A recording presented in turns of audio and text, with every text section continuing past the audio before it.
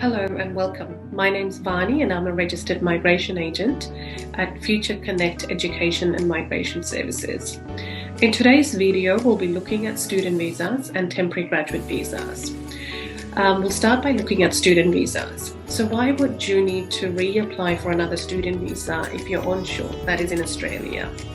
So since arriving in Australia, if you have been unable to finish your studies on time as expected, and this could be for various reasons such as, let's say you've had to defer your studies, or you've had to reduce your study load, or as a result of COVID-19, or if you just took a leave of absence. Whatever the reason may be, you may have not been able to complete your studies as per your initial COE, and therefore you may be required to apply for another student visa. If this is the case, you will need to apply for your student visa prior to your current student visa expires, and the department policy indicates that students will need to apply for this visa at least within 3 months from the current student visa expiry date. Now, how do you make sure you meet or submit all the requirements with your new student visa onshore? Well, first of all, you'll need to make sure you obtain an extended COE from your education provider. And once you get your extended COE, you then will organise your overseas student health cover policy. With that, depending on your country of passport and also the rating of your education provider, you may be also required to provide evidence of financial capacity and also evidence of English language ability. Just bear in mind this will depend on the progress of your studies, and if you've completed substantial component of your studies, you may not need to undertake another English test if your English test has expired or was outside the last 2 years. So look, it will depend on individual circumstances, but you will need to make sure at time of application you submit all time of application required documents to ensure that it is a comprehensive application and the department is likely to make a favourable decision on your application based on these documents you provide to the department. What happens once you apply for your student visa? So because you're onshore in Australia and you hold a substantive visa and you apply for a second substantive student visa, you will be issued a bridging visa A. This bridging visa A will allow you to remain in Australia until a decision is made on your student visa. For that reason, you're able to continue to study, and once your student visa, of course, is granted, you can then progress on to finishing your studies. So basically, there may be quite a few of you that on a student visa at the moment, and your visa may be expiring in August. If that's the case, it is advised that you potentially need to look at applying for another student visa to finish your studies in Australia. It is essential that you hold a substantive visa whilst undertaking your studies. Okay, so that's the first cohort of students that may be in Australia wondering what the options are. The next cohort of students is if you're currently at the end of your studies, you may be wondering what your options are.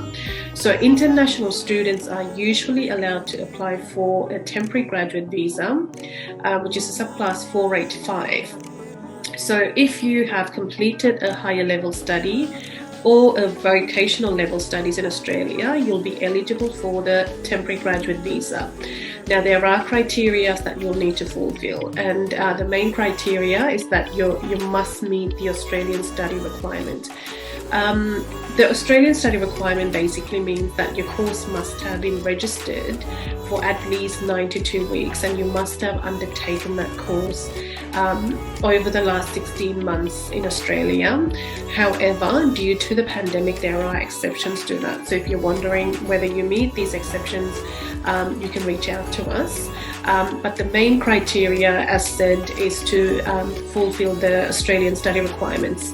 You also will need to make sure you submit evidence of English language ability. With that, you also will need to make sure you've submitted an application for an Australian Federal Police clearance, or you actually submit the actual clearance with the application. Plus, you'll need to have purchased an overseas visitors health cover. Look, these are the main criteria for a temporary graduate visa.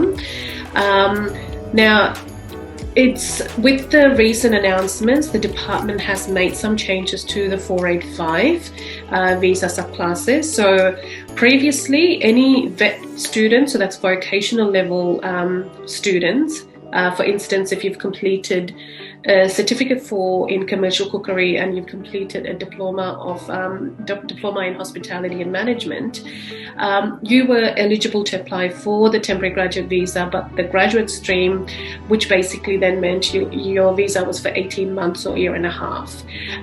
With the changes, any vet students will be eligible for a 2-year on their temporary graduate visa. So this is to an extent good news, because basically what this means is you will have extended stay or period of stay in Australia, which will then subsequently give you more time to look at your PR or permanent residency options. Another change that came into effect post-pandemic is students that have completed a master level studies in Australia were previously granted 2-year visa on the temporary graduate post-study work stream.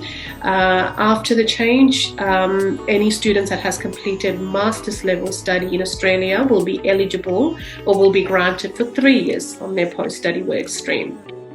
So again, this is an extended period which has been, introduced by the department post-pandemic.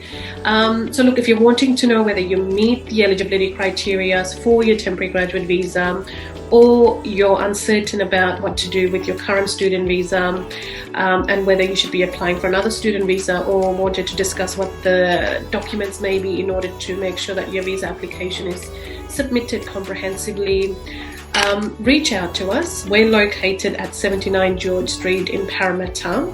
Our contact number is 029684 6162. Thank you for watching this video, and I will see you in another video. Thank you again.